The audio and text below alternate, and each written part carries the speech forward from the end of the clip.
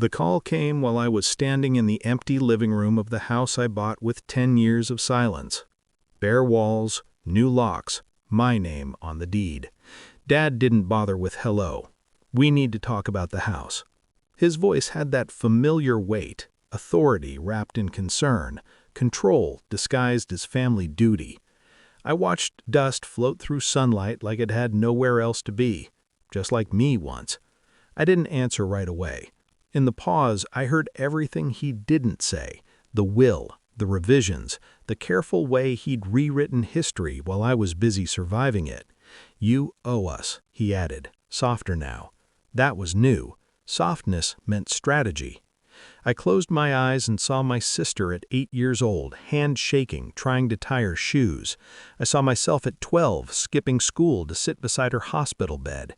At 16, signing forms I didn't understand because Dad said I had to. I gave them my childhood. He took my future. "I'm listening," I said, and that was the first lie I told him that day. The will wasn't about neglect. That was the story he told the relatives, the clean version. The truth lived in footnotes and omissions.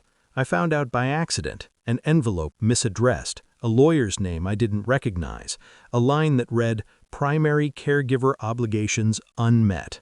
As if love could be itemized, as if sacrifice expired. Dad said I abandoned the family. What he meant was I stopped obeying. I replayed every year in my head, searching for the moment I failed her.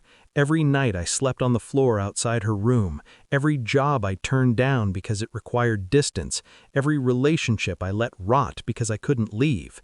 Then I saw the other pattern, the power of it. He controlled her care, her finances, her story, and as long as I stayed close, I was a liability. Someone who knew too much, someone who might ask why the trust never seemed to cover what it should. Cutting me out wasn't punishment, it was containment.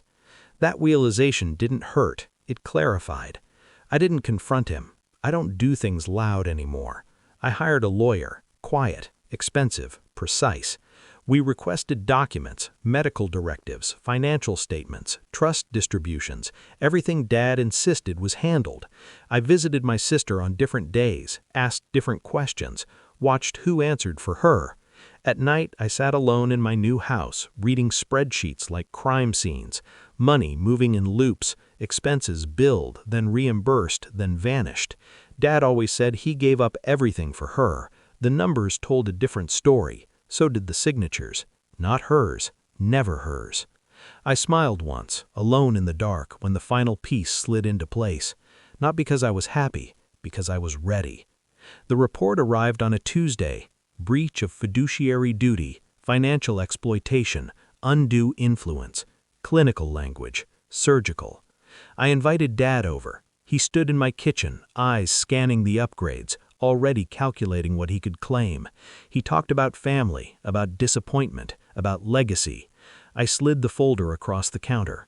"Read page 7, I said. He laughed at first, reflex, then he stopped. His hands shook, not with age, with exposure. "This is a misunderstanding," he whispered. I watched him fold inward, the way men do when the mirror finally works. "You used her," I said, calm, flat, and blamed me for stepping away before I became complicit. Silence stretched, heavy, earned. I didn't raise my voice. I told him the lawyer had already filed motions, that the court would appoint an independent guardian, that the trust would be audited, that his access to money, to narrative, to control was over. "You can contest it," I said, "but the evidence won't age well."